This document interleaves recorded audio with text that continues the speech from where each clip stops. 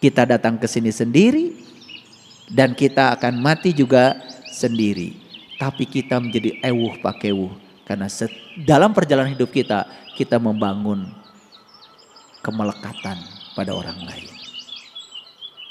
Lalu menjadi tidak siap ketika kita berpisah dengan banyak orang. Padahal aslinya kita ini adalah sendiri.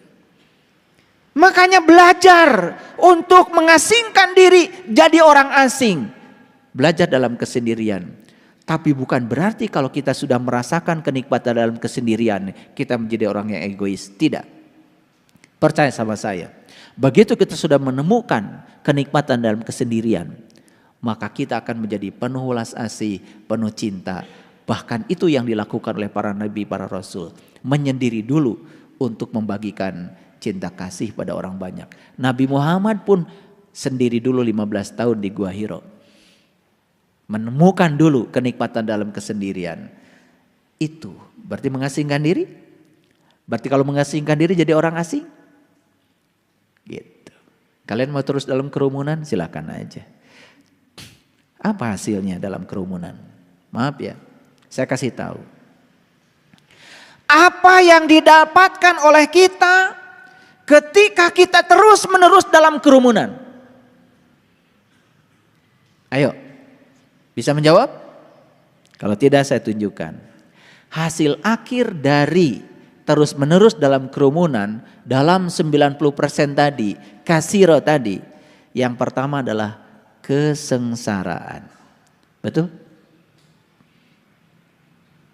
Perlu saya buktikan? Ayo. Kita membangun kemelekatan dengan orang dalam kerumunan. Sederhana aja, kemelekatan dengan anak, kemelekatan dengan pasangan, kemelekatan dengan uang.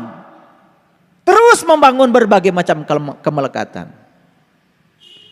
Ketika kita sudah melekat, apa yang terjadi?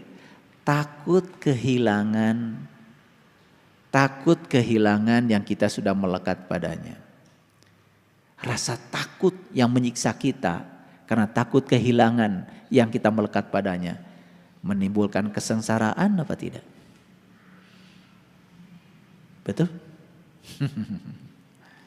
Jadi ada kata-kata bijak tadi itu yang disampaikan sahabat kita di WA Group yang membuat kita menderita bukanlah kenyataan, tapi yang membuat kita menderita adalah penolakan kita terhadap kenyataan yang ada. Kenyataan itu tidak bisa membuat kita menderita, tapi sikap kita terhadap kenyataan itu yang membuat kita menderita. Sakit itu alamiah. Rasa sakit yang kita rasakan juga alamiah. Tapi penderitaan karena rasa sakit itu pilihan. Maaf ya. Saya juga pernah sakit. Sampai saya harus kehilangan satu ginjal saya. Dan sekarang hidup saya dengan satu ginjal. Ratusan pembuluh darah di sini disobek untuk mengambil bagian ginjal kanan saya yang sudah tidak berfungsi. Kenapa saya mengalami itu? Ya, itulah resiko yang harus saya ambil. Karena saya saat itu masih hidup dalam ketidaksadaran. Akibatnya harus kehilangan satu ginjal untuk mencapai sebuah kesadaran baru. Kata dokter, setelah diambil ginjal, Bapak harus istirahat 3 bulan. Batin saya mengatakan, ini tidak disampaikan ke dokter saya untuk menghormati beliau. Itu kekhawatiran. 3 hari saya dari rumah sakit, semuanya udah saya cabut selang-selang itu. Dan saya pulang ke rumah. Dokter mengatakan perlu ada asisten di rumah untuk ganti perban karena dari sini memanjang ke sini. Operasinya. Tidak, saya bilang, saya bisa sendiri. Dan 2 minggu setelah itu saya sudah mulai aktivitas saya. Saya pergi ke Samarinda. Belum ada tol dari Balikpapan ke Samarinda. Dari Balikpapan ke Samarinda itu 6 jam. perjalanan. Dan saya tidak merasakan sakit sampai sekarang. Jadi sakit itu adalah alamiah. Tetapi penderitaan karena sakit itu pilihan. Kita mau menderita karena sakit atau tidak, itu pilihan kita. Dan saya tidak mau itu. Saya setting pikiran saya. Bahkan sampai sekarang, kalau saya habis meditasi, saya suka usap bagian belakang ginjal saya. Dan saya mengatakan, terima kasih kedua ginjalku. Dan saya selalu mengatakan, terima kasih kedua ginjal. Saya tidak merasa ginjal saya satu. Saya usap dua-duanya, terima kasih kedua ginjalku. Terima kasih keduanya. Makanya kalian naik gunung selalu kalah sama saya, bukan? Banyak yang kemarin pergi ke Jelekong. Ayah, kenapa kok jalannya cepat sekali? Saya sudah sampai, ngos-ngosan di belakang. Padahal ginjalnya 2. Tergantung setting kita. Kita mau menua dengan lemah, kita mau menua dengan kuat, tergantung setting pikiran kita. Kalau kita mengatakan saya di masa tua akan lemah, akan lemah. Tapi kalau dikatakan saya di masa tua akan dewasa, akan matang, akan bijaksana, terus yang dimunculkan di pikiran kita kata-kata yang menguatkan, kita akan menua dengan kuat. Percaya deh sama saya. Paham sampai di sini? Jadi dalam kerumunan ada apa tadi? Kesengsaraan. Saya tanya, kalau kita terus berada dalam kerumunan, ada kecemasan?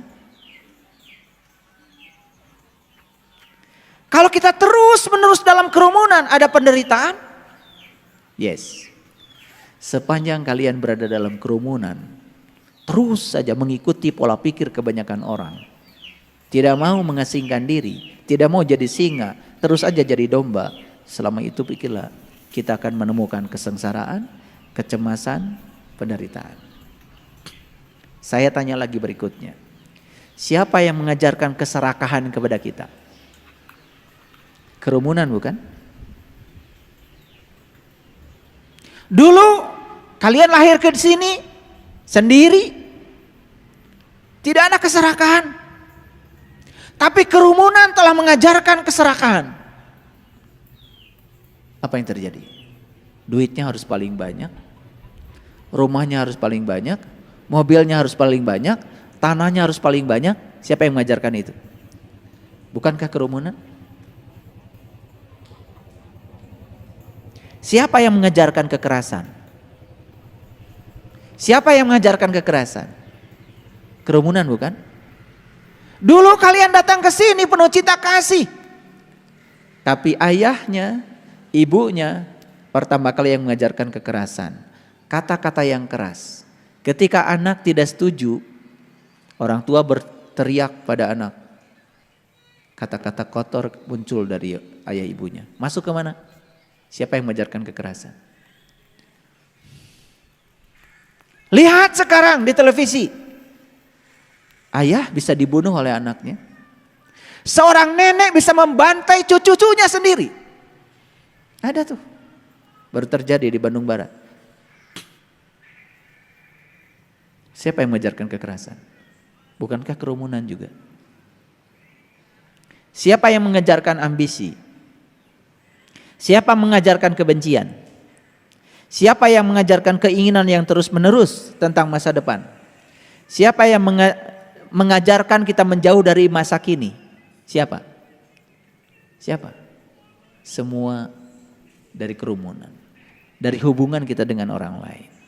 Baik, sekarang saya akan tunjukkan bagaimana kita bisa keluar dari kerumunan. Oke. Tahu surat Al-Kahfi? Tahu surat Al-Kahfi? Cerita tentang apa? Tentang gua. Tahu gua? Orang Jakarta itu keren banget. Bilang dirinya sendiri, gua. Jadi mana gua? Nih gua. Gue gak usah jauh-jauh ngaji. Jadi gua itu apa? Gue, aku, saya. Jadi surat Al-Kahfi cerita tentang gua. Cerita tentang siapa? Tentang perjalanan meniti ke dalam diri.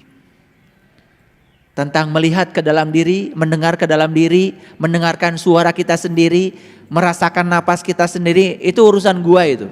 Kalau dibongkar surat Al-Kahfi dari ayat 1 sampai ayat 110, isinya sebetulnya adalah perintah untuk meninggalkan kerumunan.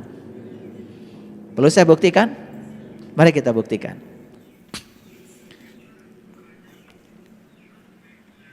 Kita lihat dulu ayat yang ke-10. Sudah siap? Oke, kita baca sama-sama. Ingatlah tatkala para pemuda itu. Pemuda, bukan pemudi. Awas, awas, perhatikan, ini bahasa simbolik.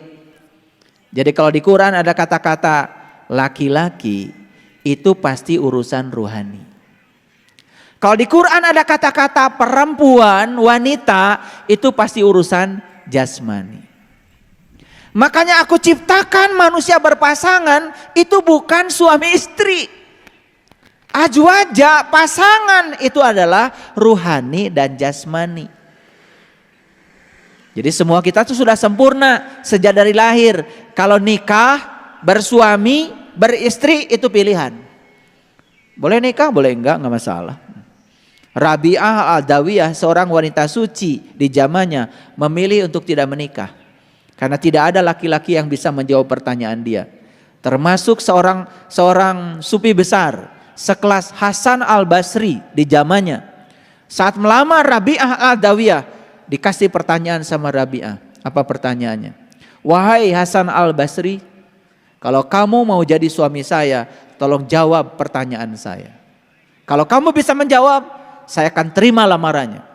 Rabi'ah Al-Adawiyah tidak terima mas kawinnya itu emas. Tidak terima mas kawinnya uang. Beda sama kalian. Minta mas kawinnya adalah jawaban atas pertanyaannya. Itu mas kawinnya. Luar biasa itu. Belum pernah saya mendengar lagi. Ada wanita di masa kini minta mas kawinnya jawaban atas pertanyaan. Apa pertanyaannya? Pertanyaan Rabi'ah, wahai Hasan Al-Basri, kalau saya nanti mati, saya masuk surga atau masuk neraka? Diam, Hasan Al-Basri tidak bisa menjawab. Kata Rabi'ah, satu pertanyaan itu saja kamu sudah tidak bisa menjawab. Aku tidak menyampaikan pertanyaan yang lain. Ada pertanyaan Rabi'ah yang kedua. Saat nanti sakaratul maut, apakah saya selamat atau celaka? Hasan Al-Basri tidak bisa menjawab. Bagaimana kamu bisa membimbing saya istrimu? Kalau kamu tidak bisa menjawab ini, berarti kamu belum tahu. Belum bisa menjawab pertanyaan tentang dirimu sendiri. Akhirnya tidak jadi. Rabi'ah memutuskan tidak menikah. Wanita soleh di zamannya. Rabi'ah, wanita sufi yang sangat luar biasa. Saya sudah pergi ke Yordan. Saya sudah pergi ke sana, ke Palestina. Ya. Di apa itu? Di kebun zaitun itu. Ada rumahnya Rabi'ah Al-Adawiyah. Itu terkenal, rumahnya itu cuman 1 kali 2 meter saja. Kenapa? Rabi'ah kan terkenal dengan kata-kata bijaksana. Jika aku ibadah kepadamu karena mengharap surgamu, jauhkan surga dari diriku. Jika aku ibadah kepadamu karena aku takut nerakamu, masukkan aku dalam neraka itu sendirian. Bengkakkan tubuhku, biar tubuhku saja yang jadi penghuni neraka itu. Tapi satu permintaanku Tuhan, janganlah Engkau halangi agar aku bisa selalu melihat kemuliaan wajah.